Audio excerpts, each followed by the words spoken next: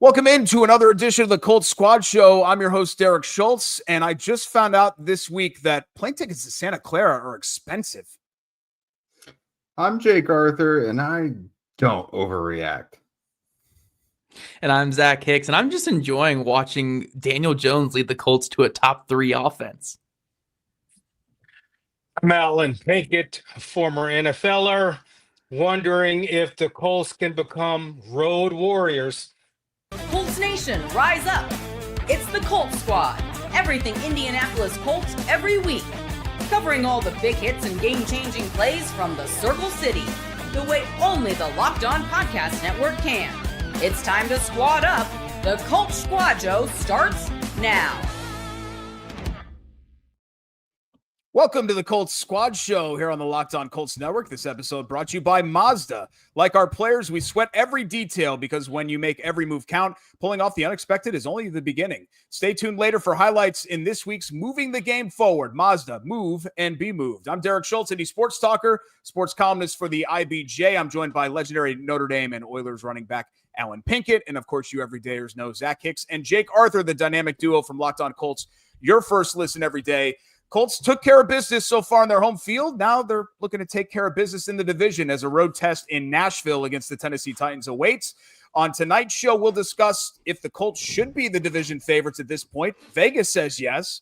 We'll start with overreactions and underreactions as well. We're going to do this weekly on the program, so overreacting, underreacting to what we just saw in the previous week. Regression areas. So areas that might be cooking right now, but maybe that's going to cool off a little bit. Also some areas where we think that there is some room for improvement because even with a 2-0 start, there are several of those. We'll talk about that with the entire squad. And our first look at Tennessee, a rivalry where, historically it's been dominated by the Colts, and then there was that run from 19 to 22 or so where the Titans got the better of them, and things have returned to normal over the past 2 years, and hopefully will stay that way coming up here on Sunday. But guys, Vegas had the Colts originally going into the season plus 375 to win the division. Those are the third odds. So they were behind Jacksonville, who was number 2, and Houston was number 1. That's now flipped. They're now favored in Vegas right now. Still plus money, but plus 125 in a few books. Zach, are we feeling good about that? I mean, with how they've played so far, not just the fact that they're a game up on everybody, but with how they played so far, I think that's warranted. Yeah, it's still really early. It's only been 2 games into this season, but when you're looking at them compared to the rest of the division, the one area the Colts really have an advantage over the rest is offensive line play. And we know that offensive line play correlates pretty well to making it into the playoffs, regardless of what else you are looking at on an offense. I mean, look at some of the best teams last year, the Detroit Lions with that outstanding offensive line, the Philadelphia Eagles who won the Super Bowl with just that dominant offensive line. Even the Kansas City Chiefs had a really good offensive line until their left tackle situation became a disaster in the playoffs, and it ultimately cost them that Super Bowl in a big way. And I think that's really where you see the big advantage with this Colts team is they have 3 guys who are very established in Ryman, Smith, and Quentin Nelson, two young guys that are playing well. And we look at the rest of the division, the Tennessee Titans offensive line has been a disaster for years, and they're really banged up right now. The Houston Texans offensive line somehow got worse over the last year here, and it's not looking good at all.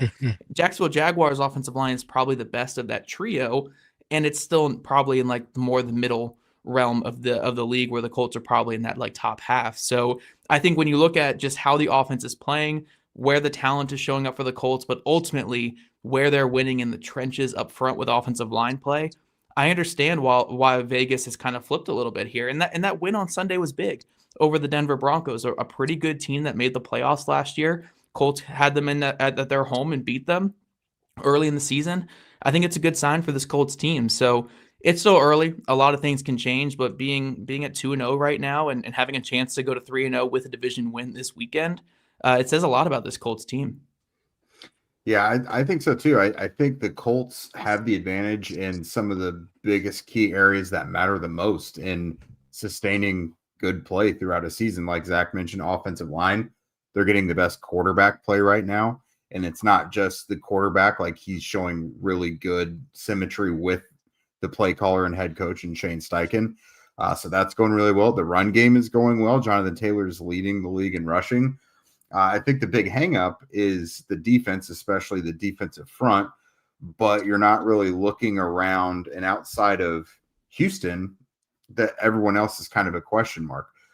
So Houston has already dug themselves in an early hole, and they were the favorites. So the Colts have a 2-game lead on them. The Jaguars look like they're ripe to implode at any moment. You know, Brian Thomas Jr. has kind of gone into a shell for whatever reason. Trevor Lawrence has still almost at no point scratched the surface of what he's supposed to be. I mean, he's had like a standout season, but that's about it. So right now, the way the Colts are playing and the things about their roster that look legit, like offensive line play and quarterback play, I think that matters. And I think that's going to carry them a far way. I think as long as they avoid injuries to spots they absolutely cannot afford, like left tackle, quarterback, Charvarius Ward, anything further happening to him, as long as they avoid injuries like that, I think they will be able to carry some momentum and wind up on top in the AFC South. I think we look at this team, and I think we're all at least buying a little bit of this at the very minimum, to the point where, you know, we talked a couple weeks ago about raising the floor and what their ceiling looks like. I mean, I'm raising the floor even further, and I've got to imagine they're going to be around at least 9-10 wins. I mean, that's in this division, that kind of crowns you king a little bit. Well, I echo, I think, the same sentiments as you guys, but I think they're the favorite by default. Because everybody else in the division really doesn't look that good right now. But maybe it takes a few more games for these other teams, Jacksonville, the Titans, the Texans, to find their rhythm, find their personality. And I guess the question is, the way the Colts are playing, is this sustainable? Zach, I think you hit it right on the head. If your O-line can dominate, then you're going to continue to win. I mean, that's such a key part. I don't care how good your skill positions are. If your quarterback can't be protected, if holes aren't getting open, then you're not doing squat. So is this play sustainable? But I can tell you, as a player, you don't look past anybody. You know, you might fantasize while you're sitting in the locker room for maybe half a second about, wow, it'd be nice if we could win a division, and I could invite all my boys down for the playoff game, and yeah, start checking out what the ticket cost is going to be at Santa Clara. What kind of hotels do they have out there? But you just, in a situation like this where everybody was down on the Colts. Now everybody's patting them on the back. And as a player, you got to be real careful, because these same folks that doubted you are praising you now. So a lot of times you can't believe the press clippings. What you have to believe is that the effort you put forth in practice and in the game is going to lead to victory. So as long as they focus on what they have to do on the field, also understanding that nothing is going to be given to them, because as they continue to play better, they become more of a target. Now, every week you're a target in the NFL, but when you start playing good, teams start pointing to you on that schedule, saying, okay, I'm going to have my best game against that team. We went through that at Notre Dame all the time. But I think that by default, they look like the favorites, but as a player, you're just looking at the next game. Yeah, and Alan, in your day, I think they called it reading the press clippings, right? I don't know what today would be. It would be like spending too much time on the TikTok timeline. I don't even know what they're watching now. But you're right about that, not buying into your hype.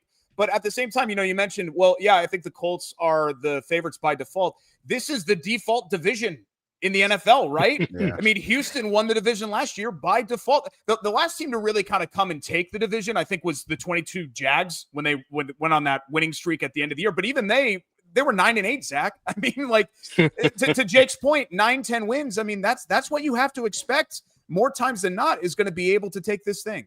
Yeah, and every week we get more clarity when it comes to like what it takes to win this division and what these teams ultimately are. But if we're just looking at it right now, for the Texans, let's say the line to win this division is 10 wins this year, right? Texans have to win 10 of their last 15 games.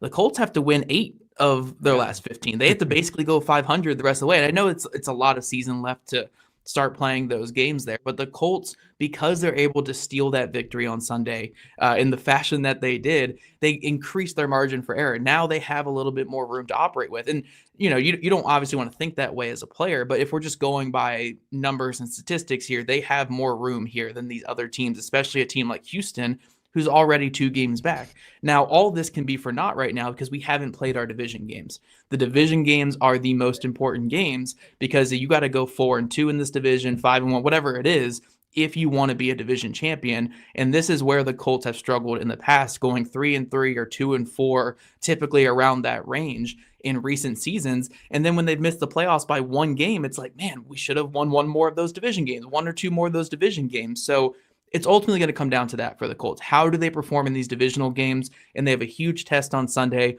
against a Tennessee Titans team that has a quarterback in his 3rd career start who still doesn't really have his way yet in the NFL. They're pretty injured on their offensive line. This is a game that if you want to win the division, you have to win this game. You can't take this one easy. This is a great first step to really show that, hey, this hot start we're on, it's for real. Like, if we handle the Titans this weekend, then we can keep riding this 3-0 with 1-0 in the division even further and make those odds even better to win the division. And I'll say this: when you start winning, winning becomes contagious. Sometimes you get a little superstitious. You know, it's like, what did I do before those 2 games? You know, I used to have this thing where the label on my jockstrap had to face out. You know, but if we lost, then I'd have to, you know, turn it around again. But it's you go through those type of things. But I think these are grown ass men, and they also understand that if they can execute the way they did in the first 2 games, they're going to put themselves in a position to win. You know, they're not struggling to win right now. They're playing, I would say, up to their capability right now. I don't think the guys in that locker room are surprised at all that they won these 2 games. You know, so they don't have to do anything super special. They just have to be who they are and run that game plan as efficiently as they have been. Yeah, and to that point, you know, running their game plan and doing their thing, I think they need to establish their identity. And I think this is a good opportunity here and a very winnable matchup, obviously, to figure out who they are. Because obviously in week 1, the way you won in week 1 was vastly different than the way you won in week 2. You know, very hard fought battle in week 2. You know, the run game really powered this thing. Week 3, I think you really establish at this point why you win the way you win. You know what I mean? Like the run game, you got to go through Jonathan Taylor. Lots of play action stuff for Daniel Jones. The offensive line has to be at a premium like they have been these first couple weeks, because we've talked so much about Daniel Jones and Jonathan Taylor over the last couple weeks. None of this is possible without the offensive line playing at the level that it is, and the great returns they've got from Tanner Bortolini and Matt Gonzalez, because we knew Ryman would be fine. We knew Nelson would be fine, and we hoped that Braden Smith would be fine, which he has been. But those guys really stepping up and matching the veterans has been absolutely huge. Defensively is where I think we really got to find out what this team is. Zach and I just talked earlier, you know, Tennessee, they are really banged up on the offensive front, but one of the most areas we're skeptical of is the Colts pass rush. And so if the Colts, whether they have Latu or not, if they can't establish that pass rush in this game against a team that's already given up 11 sacks, and their entire right side of their offensive line is banged up right now, that's going to indicate some real problems, and it's going to require some immediate soul searching and figuring out how you fix this on the run. So I do think they have the benefit, and they put themselves there of being 2-0, but having a super winnable game where they can almost tinker with some things and figure out what they need to do.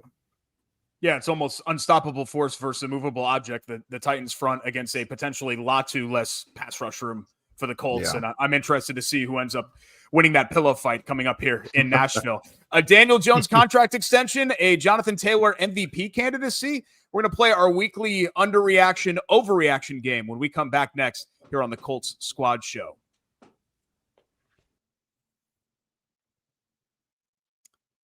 This portion of the Colts Squad Show brought to you by FanDuel. The NFL season is here, and FanDuel is making sure you're ready for kickoff with a can't-miss offer. Right now, new customers can bet just $5, and if your bet wins, you'll get $300 in bonus bets to use across the app. FanDuel lets me customize my betting experience how I see fit. Maybe I'm feeling some props and scanning a few that pique my interest before the game start. Or maybe I'm feeling like I want to let things play out a bit and then jump in on the live wagering once the ball has already been kicked. It's the beauty of FanDuel. I can make every game more exciting whenever I feel like it, and it's quick and easy with the app, so you can do it too. So are you ready to play? Download the FanDuel app now by visiting FanDuel.com to get started. That's FanDuel.com to place your first $5 bet. And if your bet wins, you'll get $300 in bonus bets to use across the app. FanDuel.com to get started. That's FanDuel.com to place your first $5 bet.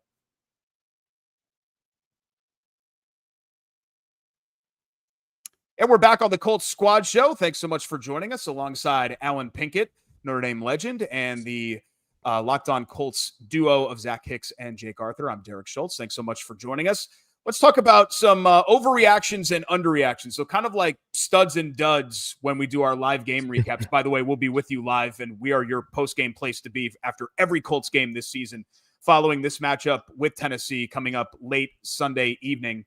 But overreaction, underreaction from week one. I'll kind of start with mine. And I heard this talked about this week on Indianapolis Sports Talk Radio, and it's Sports Talk Radio, right? That's you're supposed to talk about these things. You're supposed to overreact. That's the whole preface of Sports Talk. It's time for a Daniel Jones contract extension. I'm chill, everybody. Let's relax. I'm going to let this thing play out a little bit. Look, we all know that this was always going to be a huge year for Jones to get a new lease on life, a change of scenery. Let's see if there's something there. Like really kind of a last chance type thing for him in the league. And he may turn that into a big payday. We've seen other quarterbacks do that, especially the reclamation project guys. I mean, look at Sam Darnold and his deal. But it's going to take more than 2 weeks for me to get there. And I'm interested too. You know, the Colts have shown that they're not afraid to go the rent a QB year-to-year type thing with guys. But if Jones, Jake, keeps playing to this level, this is going to be a conversation at the very least. And if you brought this up at a bar tonight in Marion County, you would not get laughed out of the bar. And I think that's the important thing to mention right now. That's how good he's playing. Oh, and we mentioned this at the bar that is Locked On Colts earlier today. Actually, we did a little fact or fiction, and I said, at this rate, fact or fiction, you re-signed Daniel Jones in the offseason. And I think at this rate, like, we're all pleasantly surprised. You can't abandon this. Like, this right now is a top 5 offense. You know, defensively, they are benefiting from how well the offense is playing because it was totally flipped last year. The defense wound up being on the field an entire game's worth more plays last year. The defense played like 18 games last year. They were on the field so much because how bad the offense was. But now how good the offense is, and they're putting together these 8, 9, 10, 11, 12 play drives. The defense is fresh, like, at all times. And so this is having such a good effect on the entire team. We're seeing, you know, the efficiency is there. They're sustaining the drives and scoring on them. They had points on their first 10 drives of the season. And yeah, I mean, Shane Steichen seems to have found his muse. It wasn't the guy we all wanted, but it's the guy that we have all now found after we have all rulingly waded in the waters post Andrew Luck that we deserve this guy.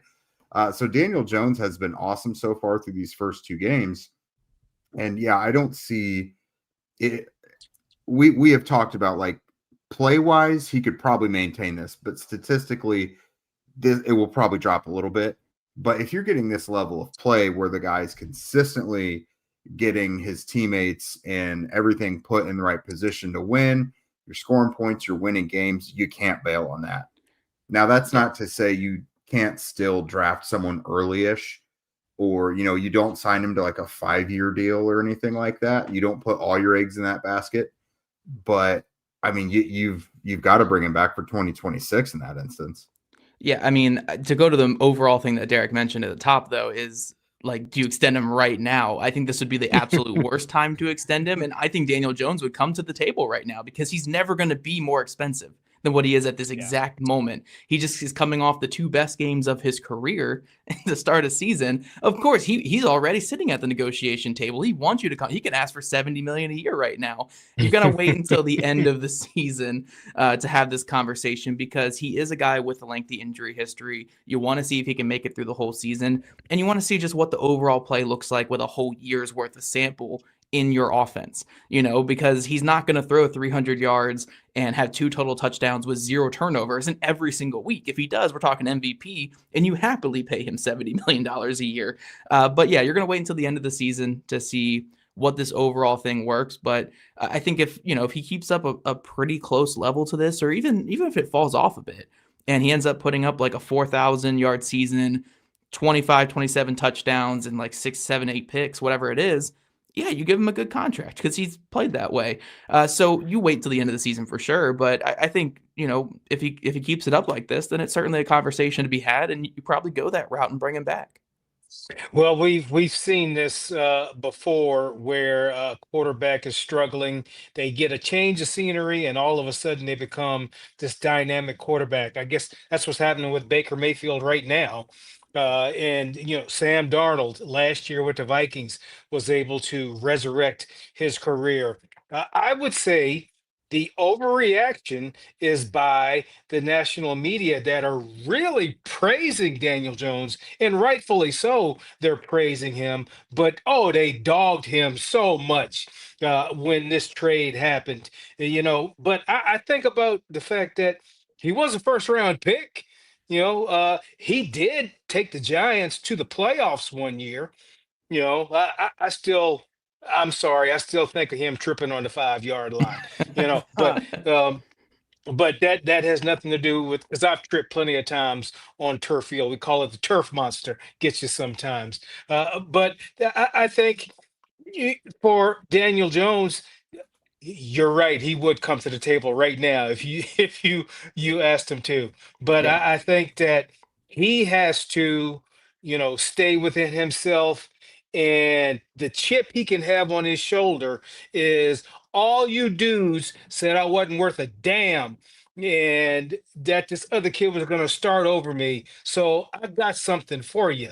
So if he can keep that little chip on his shoulder, that little bit of motivation, he'll get paid. So not worried about him. Yeah, and one more overreaction I want to throw out here, just to move off Daniel Jones to other pieces of the team here real quick, because we talk Daniel Jones all the time, rightfully so. He's playing some great football. But one other overreaction from this past game that I really want to talk about is, I think people are overreacting to the pass defense being bad in this past game, and we're underestimating just how big a drop off it is from Charvarius Ward to anybody else in this quarterback room. Yep. And anyone who's played football, anyone who knows football, knows how vital it is to have that top tier corner on the outside, just from a play calling standpoint on defense, to have one side of the field just not worried about. The Broncos typically have that every week until the Colts just threw it at Pat Surtain every single play, it seemed like, in this past game. And that's why the Colts offense was successful, because they didn't allow the Broncos to close up one side of the field, and they forced Pat Surtain to be involved in every play. Not every team's going to do that against your top corner. So just having Charvarius Ward out there, just the threat of him, the presence of him, it just makes your defense better. So I think when we're looking at, this overall Colts pass defense, maybe they're not as strong as what they showed against the Dolphins, because the Dolphins might just be a mess, but I don't think they're as weak as how much they got burned by Bo Nix in that first half last week, because it's just not going to be Xavier Howard on an island in a lot of situations. When Charvarius Ward's out there, Howard or Blackman, whoever that other corner is going to have so much more help on that side of the field. So I don't think this pass defense is going to look nearly as bad as what it looked like in the first half on Sunday. And I think Charvarius Ward is such a bigger piece than what people are kind of talking about. So it's kind of an overreaction and an underreaction in the same one there, Derek, to play your game here, because Charvarius Ward is just that important, man. I was looking forward to saying Charvarius Island, like Revis Island. So I'm anxious to see him play this weekend, this Sunday, because as a defensive back, you've got that challenge every single week, and You just can't wait for that matchup and to have to miss it because of the concussion. I know he's just itching to get back out there to prove that he can still play. Al, with his nickname being Mooney, maybe we could do Marooned on Mooney Island. I'm just workshopping. Yeah, There we it go. all works. Workshopping. Yeah, no, keep spinning it over. Keep spinning it over. I agree though, Zach. I mean, it's a problem if Mooney's not out there, of course, because like like you said, there's a drop off. You have to figure things out with Mekhi Blackman and Xavier Howard, and then ultimately Jonathan Edwards. But I do still have faith in what Lou Anarumo can do schematically for guys to put them in the right spots. But you're also not going to face Sean Payton every week. Sean Payton bases what he's going to do based off what he sees the defense doing. Most people have a game plan, like a specific game plan they want to fit in. But Sean Payton is very much of a I'm going off your vibes type play caller. So you're not going to run into that every week. And like Sean Payton sensed a weakness and some blood in the water, and he attacked it like he should have. But the Colts aren't going to run into that every week. And we kind of talked about this with Jalen Jones several weeks ago. You know, if you put Jalen Jones out at cornerback 2 instead of being the starter the last couple of years, it probably looks even better than it did. Well, Howard being the second corner opposite of Charvarius Ward is a lot more how it's supposed to be. Now, there still probably will be times where he gets picked on, but you're not relying on him to cover Jamar Chase and Justin Jefferson and Nico Collins every week. You know, like that's why you have Charvarius Ward. You have a guy that's going to wind up traveling. So, yeah, once Ward is back and they like Lou Anarumo is kind of able to call things the way he wants them, I think it's going to be fine. I'm not super worried about that. I'm more worried about the pass rush, not necessarily, you know, not forcing the quarterbacks to hurry up and then the guys in the secondary are going to have to cover for too long. I'm a little more worried about that. Yeah, and that's a fair concern as well as the Colts try to get healthy in that spot and figure everything else out in the interim. Let's fit in some underreactions. I know Zach kind of had a over/underreaction, but for me, guys, I don't know if we are fully grasping how big of a season this could potentially be for Jonathan Taylor. If this pass protection stuff is going to stick, if this involvement in the pass game in general is going to stick. I mean, he's already got 77 yards. He's always been elite as a runner, but really that's pretty much all he's brought to the table. He's not been known for contributing a whole heck of a lot in other areas, but I looked at it, and I understand that there was a big gainer in here, but at 77 yards, he's already about halfway to his 22, 23, and 24 receiving totals for those seasons. And we're expecting to get more involved there. But really, Zach, and you had a big write-up on it as well and a film study on it too. The pass protection is just night and day. I mean, it's unbelievable to see this. We talk about Daniel Jones never playing at this level. We've never seen Jonathan Taylor block like this in the backfield. Yeah, no, I would argue this is the best we've seen of Jonathan Taylor in the NFL. And that's hard to say because he was a first-team All-Pro in 2021. He was second for Offensive Player of the Year that year, scored a ton of touchdowns, had over 2,000 total yards. But what we're getting from him this year is just a different level where we are still getting the rushing output. We are still getting just how good he is at finding holes and creating the big play. I mean, he was a big part of the win on Sunday because of that 60-something yard run that he had. But we're also getting just the complete package from him. He's on pace to break his career high in receptions and receiving yards.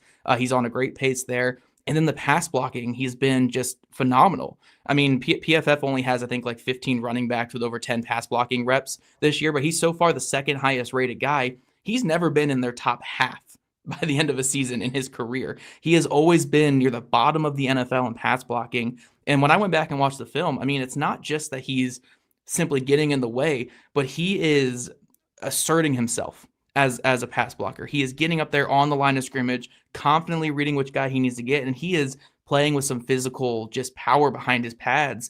And I just think he's playing some great football. So I'm really just a big fan of everything we're seeing from Jonathan Taylor right now. I do think that to a degree, it's not sustainable for him to be playing as many snaps as he did in week 2, where he came off the field for like a play last week. I think he almost played 100% of the snaps.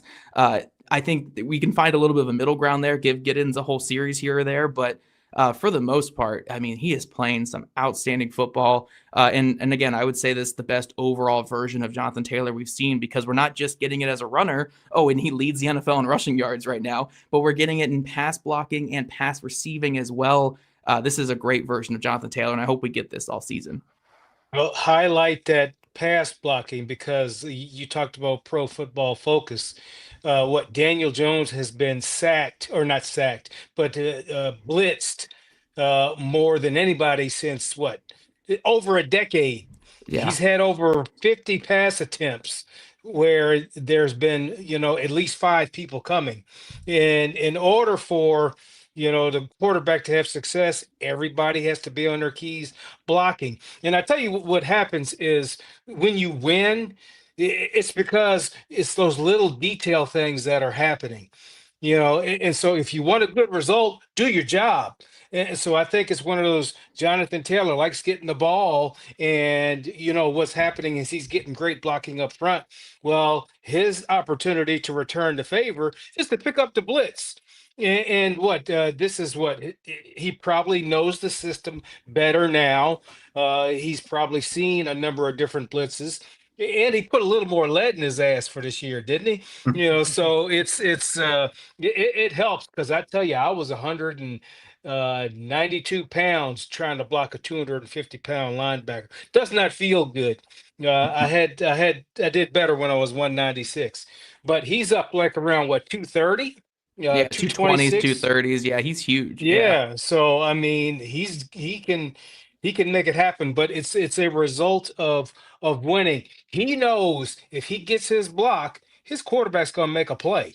And if his quarterback makes a play, he's gonna get a chance to run it more. And if he gets a chance to run it more, they're gonna win. No, I agree, Alan. You mentioned a good point we probably don't talk about enough, is this year 3 in the system with Shane Steichen for him. Yeah. And he's a smart player. Like, he's pretty much at a master's level in this system now. And it probably doesn't hurt too much that the Colts were very clear about adding to the backfield. They brought in Khalil Herbert, DJ Giddens. They brought in these guys. He's like, I should probably make myself even more useful and master this pass protection this year. So, no, Jonathan doing a great job. I'm always going to say that he is underappreciated. They've been trying to bury him for years behind Saquon Barkley and Derrick Henry, and now Jahmyr Gibbs and Bijan Robinson and Christian McCaffrey. Like this dude isn't still producing. Like, he is one of the best running backs in NFL history when it comes to rushing yards per game, still among living or dead guys, basically. So I actually threw this out there yesterday or the day before. To me, in terms of just Colts history, after Edgerrin James, I think you got to look at Jonathan Taylor. And I know they've had Marshall Faulk, they've had Eric Dickerson, but when you look at guys specifically in their Colts career, I feel like Taylor is just criminally underrated. And it's almost like we've got this exhaustion from his excellence where him producing at a high level has just become a foregone conclusion, and you almost don't appreciate it as much anymore because you're so used to it. We haven't seen a running back like this in a Colts uniform since Edgerrin James. And then so you just be like, yeah, that's what he does. He rushes for 150 yards a game. He busts off 40-yard runs all the time. And I mean, even locally, I do think he gets a little underrated at times. And again, nationally, they try and throw every other top fancy new running back out there over him. And this guy consistently, when he's healthy, just produces. Yeah, and you know what? I think that perception will change once he's doing it in January as opposed to in week 1 against Miami. Fairly or unfairly, a lot of times that's what ends up happening. It's not Jonathan Taylor's fault that the team has been spinning its wheels for his entire career here. But now if they're going to play winning football and then they're going to play games that really matter, that's when I think people are really going to take notice and give him his just due. But when we continue here on the Colts Squad Show, what's sure to crash down to earth and what areas are bound to bounce back in week 3? We're going to talk about what's sustainable and what's not from the first 2 Colts performances next when the Squad Show returns. This episode is brought to you by Mazda's moving the game forward. For those who believe it's not just about playing the game, it's about redefining it. There are moments that do more than puts points on the board. This week's moment that moved the game forward goes to Spencer Schrader After the pressure of the 60-yarder subsided following the Broncos penalty, Schrader calmly stepped up and nailed the game winner to remain perfect on the year and give the Colts a thrilling 29-28 win over the Broncos. It's given the Colts some much-needed stability in the kicking department. You know, Matt Gay had some problems with distance. Rodrigo Blankenship, we all know how that one is, as great as it was for the glasses and the Legos and the whole deal. It wasn't a very stable kicking situation. Schrader, so far, through 2 games, has done that and brought some stability to that room, and he's already come through in the clutch, obviously, with this huge game-winning kick in the early season victory. When you follow what moves you, the unexpected is only the beginning. And just like that, there's more to every highlight. There's more to a Mazda vehicle. Mazda, move and be moved.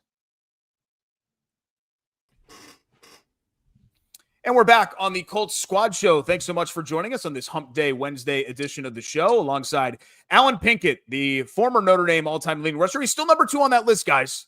And he's been gone for 40 years. You know, I don't want to date you or anything like that, Alan, but 40 years, still number 2 on that list. Jake Arthur, Zach Hicks as well, the Locked On Colts duo, as we get you set for Colts and Titans coming up here on Wednesday. And Jake and Zach talked earlier today about the injury situation. So if you want to get some more in-depth there, be sure to go to our channel, YouTube, audio, whatever podcast platform that you like, and check that show out as well. Let's get back into just kind of focusing on the Colts before we get to Tennessee in the final segment. So some regression areas, some areas, and this isn't to be like, well, this is a fluke and whatever, but there are some things I think we would agree through the first 2 weeks, like Daniel Jones probably isn't going to keep completing 70% of his passes and committing 0 turnovers through 17 games, right? Or even playing 17 games, maybe, given the fact that he's had his injury history. But also some areas where we feel strongly that there is real hope for improvement. And that's not just with getting some healthy bodies back, like in the defensive secondary, but even in some cases, the pass rush room, which didn't necessarily cloak itself in glory last week against Sunday. But I wanted to start with a regression area here. And I just think, Alan, this kind of comes with the territory. Daniel Jones at times is not going to be in 3rd and 2, 3rd and 3 for the entire afternoon. And the Colts have done an unbelievable job. I mean, Zach, you had mentioned that the number 1 team on 1st and 2nd down in the entire NFL so far this year. As bullish as I am on that remaining or them remaining a top end level team, you know, eventually the Colts are going to come into some situations where it's 3rd and 8, 3rd and 9. They're facing a 4-point deficit and they need Danny Dimes to come through. Yeah, no, for sure. I mean, it's just not absolutely sustainable to have the success rate that they're having right now. We can still say they can be top 10 in this metric by the end of the season, or even top 5. Like, it's not crazy. But as of right now, I think their offensive success rate is like 3 percentage points higher than the next closest team. And then their first down success is like by far and away number 1. They are the best team in the NFL on first down so far this season by like an ocean's length of success. So they are just dominating on early downs, and there's going to be more negative plays. There's going to be more penalties coming in the future. This thing is not completely sustainable of just reaching the red zone on every single drive. So if we're trying to be like absolutely nitpicking this thing here, yeah, that's going to come back down to earth a little bit, and they're going to have to pick up in other areas to supplement that. I think, honestly, one way that you can really talk about and kind of, again, just throw these 2 regression topics together is when the success rate drops a little bit to more of a normal number, we got to see the red zone numbers come up a little bit. You know, the red zone numbers, they're near the bottom of the NFL. And this is why they, only scored 29 points last week, which is crazy to say only 29, but it really should have been closer to the 40s if you convert in the red zone a couple of times. The only reason that was a close game is because the Colts had to kick so many field goals in the red zone where the Broncos were scoring touchdowns on every single opportunity. So for the first and second down success to come down and the Colts still to have a really good offense, the red zone conversion chance to touchdowns has to come up. So I think when we're looking at like positive and negative regression, we can look at both of those areas as evening out, and this Colts production kind of staying the same as what it's been through 2 weeks, which is high 20s points per game, with those things evening out. So you're not getting to the red zone as much, but you're actually scoring touchdowns instead of kicking field goals as much as they have through 2 games. Well, the red zone is definitely something that you have to consider in terms of you need improvement. But I think that, beyond the red zone, that is sustainable because there's no one person that you just can key on. He's got so many weapons he can go to. I'm sure for the defense, they're saying, well, who are we going to double? And I guess Shane Steichen's system has been able to expose who's ever the weakness in that defense, but he's just got too many guys to throw to.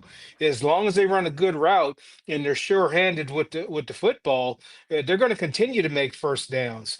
So I when I think about regression, I kind of look at the rush defense just a little bit. I'd like to see that be improved. 118 yards from the Broncos last week on the ground. I think that a good defense, they always shoot for holding the team under 100 yards. If you can hold a team under 100 yards rushing, then you're a pretty stout defense. So that's where I look for improvement, or an area where they can improve. Yeah, and to go back to the offense real quick, and then I'll kick it to you, Jake. I think one area that we'll really see this offense kind of regress, though, is just when it comes to, I don't want to say fluky, but just when it comes down to the random events that happen in an NFL game, which is a tip ball turned into an interception, a strip sack from behind that turns into a fumble. Through 2 weeks, the Colts offense has not turned the football over. Their only times giving it back to the defense has been on 2 failed fourth down conversions. That's not sustainable. We can even give that the success rate might be sustainable. Maybe they just are going to be one of the best first down teams in football this year. Maybe that's going to happen, but they're not going to just not turn the football over this season. Things happen in the NFL. You turn the football over. Even you could be top 5 in this metric by the end of the season, but you're still going to turn the ball over 10-ish times throughout the year. So I think, again, the red zone offense needs to get better to supplement when this regression does happen, where, again, there's going to be interceptions. There's going to be a time where a receiver drops the ball into a defender's hands. There's going to be a time where the ball slips out of Daniel Jones's hand. Like these things just happen in the NFL. You can't count on, again, getting to the red zone on every single drive just to muster up your 20-something points. You got to start converting in the red zone. But yeah, that's probably the most obvious regression area, is just there are going to be turnovers this year. It's not going to be the end of the world when it happens, but there will be some turnovers from the offense this year. They're not going to get the red zone every single time they touch the football. Yeah, the insane efficiency has got to stop at some point, obviously, because they're 31 points a game, about 450 yards. There's going to be punts that happen. Spencer Schrader is occasionally going to miss a kick. Turnovers are going to happen, like you mentioned. But it is the red zone that can make up those things. Like I think, Daniel fitting it into tight quarters a little bit more. Like the things he's doing in between the 20s, you're seeing it change when he gets into the red zone. And I don't know. There's just things I feel like we thought would be obvious about the red zone that aren't happening. Tyler Warren, Josh Downs, Alec Pierce has always been kind of deadly in the red zone as well. We're not really seeing those things yet. I feel like they're coming. But yeah, the insane offensive efficiency, that's unrealistic to continue happening. But then defensively, on the flip side, with the run game, I do feel like that's a really good area for improvement. And it's one that hasn't really bit them yet because it hasn't had to. Miami had some success running the ball, but they could in no way, shape, or form continue the run game because they were down by so much. And then Denver, they were having too much fun and too much success with all those, shallow routes and everything they were doing with Troy Franklin and everything. That was really working, and they didn't really need to run with consistency. But you could tell whether it was Harvey or J.K. Dobbins, like they had some success running the ball. I'm seeing some issues with guys on the fronts not getting off of blocks. I'm not necessarily seeing like blatant missed tackles, but not getting off blocks and not being right there in the lanes where you're supposed to be is kind of an issue as well. So I think there's probably going to be a game or two where that really bites them when they're up against a team that runs the ball really well and commits to it kind of as their identity. I think that might be a problem for them, which we've talked about. Like we came into this saying with the personnel the Colts are going to have on defense on the field with all the extra DBs and everything, and without the D-line depth, like they're going to get run over at least a game or two. It's coming. I don't really know what they could do to counter that. in order to not sacrifice what they want to do philosophically, because Lou Anarumo wants to have extra DBs on the field. They can't just go out and get a bunch of new backup defensive linemen. If there were good ones out there, they'd already be on rosters and everything. So this may just be, there may be a couple times where we just see them get punched in the mouth. I don't know. Well, the best way to defend against the run is just keep scoring when you have the ball on offense, because that scares the other team. That's That's working very well so far. Right.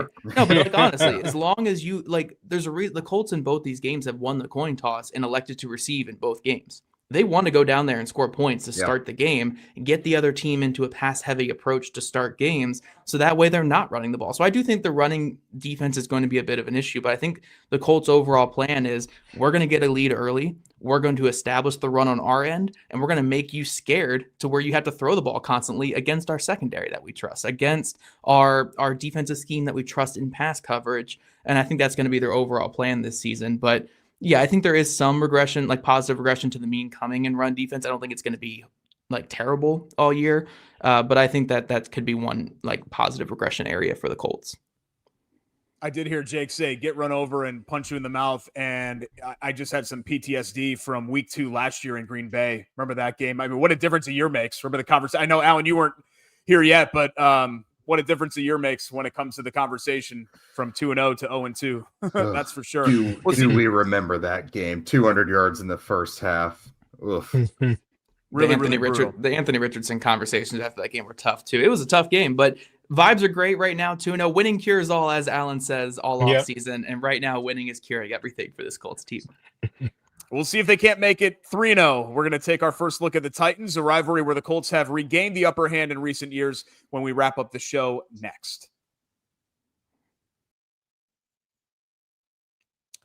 This portion of the Locked On Colts Squad Show brought to you by our friends at Gametime. NFL season is back, and honestly, there's nothing better than being in the stadium surrounded by fans and cheering on your team. But let's be honest, getting tickets can be sort of a hassle between the queues, login screens, prices jumping at checkout. It is frustrating. That's why I use Gametime, the app that gives the advantage back to fans. Gametime is fast, easy, and backed by the Gametime guarantee. You're always going to get 100% authentic tickets delivered on time and at the best price. Plus, all fees are included, so the price you see is the price you pay. I'm already scoping out when I can take my my 8-year-old son to Lucas Oil Stadium for an upcoming Colts game. We went to the Lions game last year, and he thought that was a Lions home game. So I had to explain to him, no. Like, we're in Indianapolis still, and this is just downtown, and there are some Colts fans in here among all the Lions fans. Again, what a difference a year makes, right? I saw some great deals for seats, and even with Indy off to a tremendous start here, it looks like the prices have stayed affordable. And the cool thing about the Gametime app is I can find what I'm looking for immediately. The right section, the right view, the right price. I don't have to go digging around for it. It's the easiest way to buy NFL tickets with the Gametime app.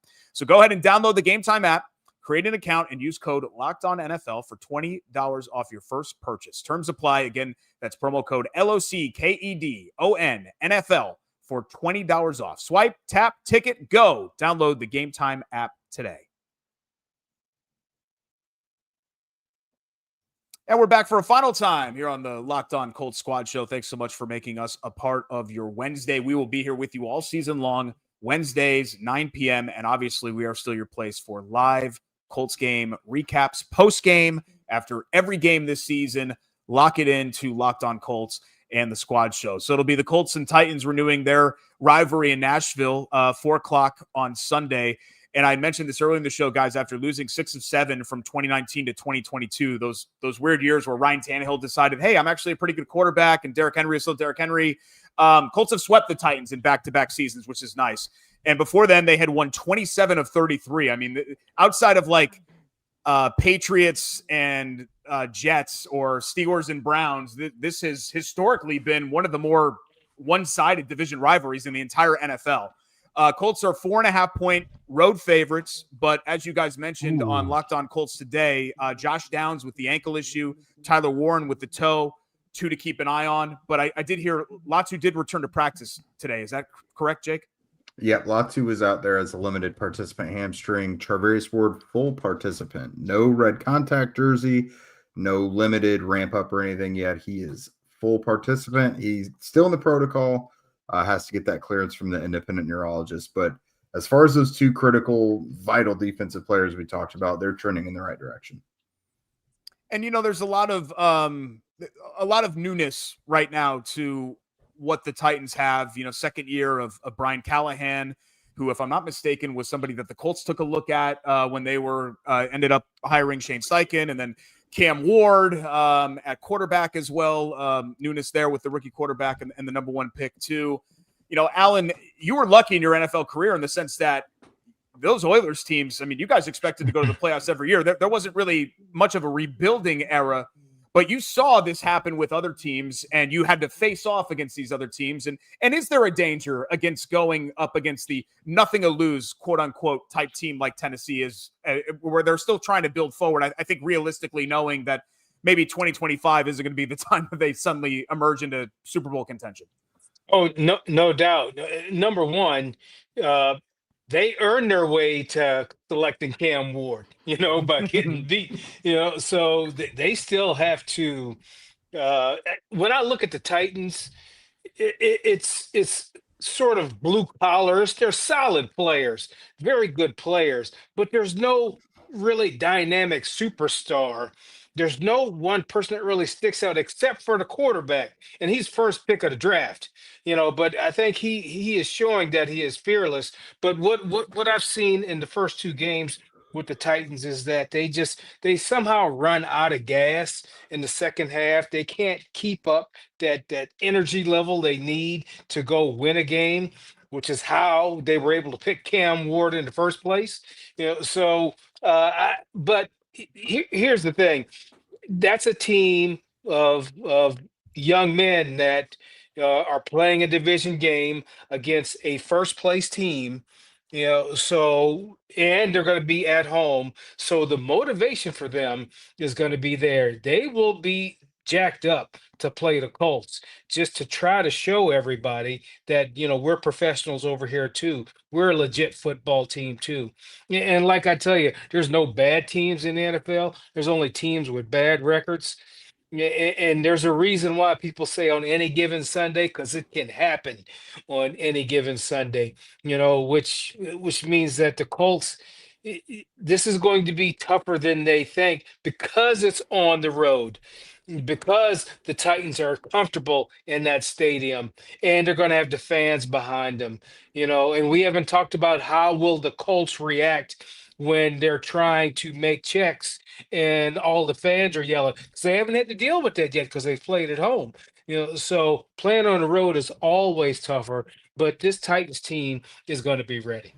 Yeah, and that's a good point there, Alan, because the Colts offense this year has been a 60+% motion offense, pre-snap motion offense. It's a lot harder to run that pre-snap motion and stay in 1st and 10, stay in 2nd and 5 when you don't have the crowd behind you. When that crowd is loud and you're trying to get the cadence right, the dummy counts right, and get everything on cue, you can have more mistakes here, and that gets them off pace, and that can hurt that success rate that we were just talking about in the last segment. But I do like your point about them being a blue-collar team. This Titans team, they do know how to fight. They come out the gates fighting every single game. They have some very physical, good young players. Jeffrey Simmons, one of the best defensive tackles in football. Their secondary has consistently been pretty good, even with the L'Jarius Sneed contract not really working out for them.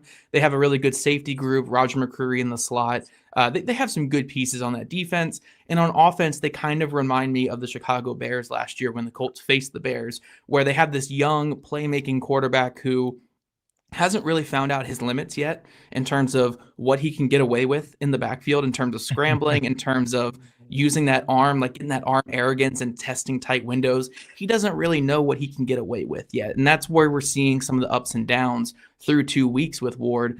But I think this is a great time to get them early, get them when they're a little bit down, 0-2. Ward's taken a couple hits. The O-line's a bit banged up.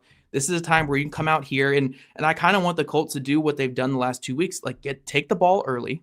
If you win that coin toss, take the ball, go down there, score a touchdown on them on that first drive, and establish, hey, we're the 2-0 team. You're the 0-2 team that had the first pick last year. And get that through their minds that they're already trailing before their offense even touches the ball. And then you can really just pile drive them from there, because they are already, again, they're coming into this game where they're going to give you a quick punch early.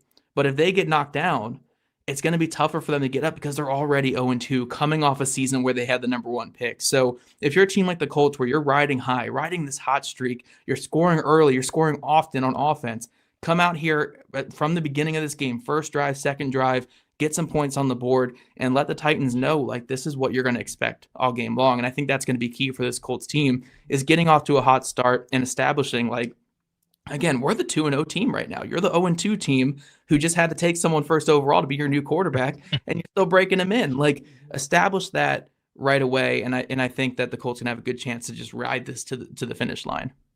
It's wild that we're talking about the Colts in this way after what we've gone through there. But no, I'm looking forward to us finding out a little bit about the Colts here, because this very much stacks up to me almost like the Giants game late last year. Like, obviously the Colts were the more talented team. They had reasons to win that game, so on and so forth. And then it just was a complete no-show. Like, not only do the Colts need to win this game, but there is just a difference in talent. This Tennessee team does play hard, and they have a pretty good defense, but they don't have as much talent as the Colts do. They have a quarterback who, just like you guys mentioned, he has that arm arrogance and he doesn't really know his limits yet. And there's some things he did at Miami that he's still doing in the NFL, like just literally standing in the backfield waiting for someone to break open because he knows he can get it to him. He could at Miami, and that's just not necessarily going to fly in the NFL until he gets that speed of the game down. And that's where I think the Colts secondary is really going to have to make him pay. And I mean, so far, we have seen the Colts be able to do some positive things against non-elite quarterbacks so far. So I've got to imagine that Lou has got something up his sleeves for a rookie quarterback that hasn't quite seen this yet. If you're going to go into a game where your pass rush isn't at its best, this is probably the one, because it's a team that no matter what you throw at them, they're probably not going to have an answer for everything. Because, I mean, Lou is still going to blitz a little bit as well. And then, offensively, Zach, we kind of talked about this against Miami in that similar style of play calling. And because those coordinators come from the same tree, right? Yep. And Both Shane, from that Ravens tree. Yep. Yeah, Shane has historically had problems with that, but figured it out pretty damn well against Miami with Daniel Jones. And they've got this really good partnership working so far. I'm interested to see, it's kind of, again, what's real and what has been kind of a mirage so far, because this is somewhat similar matchup to Miami, I think, overall. They don't necessarily have all the same strengths, but in terms of talent level and what they're capable of, I do see this as kind of a similar test for the Colts. But yeah, they cannot leave any doubt that they're the better team in this one, if that makes sense. I know it's a division matchup, but they have to come out of this one with a strong showing. Yeah, and going back to last year, the last time this Colts team saw the Tennessee Titans, Jonathan Taylor ran for over 200 yards in that game in basically 3 quarters, because he didn't really play much in the fourth quarter of that game, even when the Titans were roaring back and almost made the craziest comeback ever. Jonathan Taylor ran for 220 in that game, he had 2 long touchdowns over 50 yards in that game. And we saw what the Colts did was they moved their offensive linemen a lot on run plays. They were running power with their tackles pulling out in front. They were running their traps and their whams and their split zones on the inside, just making sure that this Titans defensive line that wants to get after you, wants to attack vertically, making their aggressiveness work against them, making their guys get upfield, and then hitting them with those traps and whams and giving space for Jonathan Taylor. I think, again, going back to what Alan said about a blue-collar type of game, I think this is one of those games where you just give the ball to Jonathan Taylor, you utilize those inside runs like those traps and whams, and you just get that ball moving forward. And then, yeah, you'll have time to get that ball out there, but this should be one of those games where, look, Jonathan Taylor's on a hot streak right now, coming off a huge game against the Denver Broncos. Feed your best player. Get him going early, especially if Tavondre Sweat's out of this game. If they're not going to have their 360-pound defensive tackle in there, run it at them as much as possible. Get these guys moving. Get your offensive line excited early in this game. Offensive linemen love running the football. They love their little power runs up the middle early in the game, their traps and whams, just to get upfield and attack linebackers. I think that just running the ball early and often in this game and establishing that physical presence, I think, can go a long way in this blue-collar type of showing.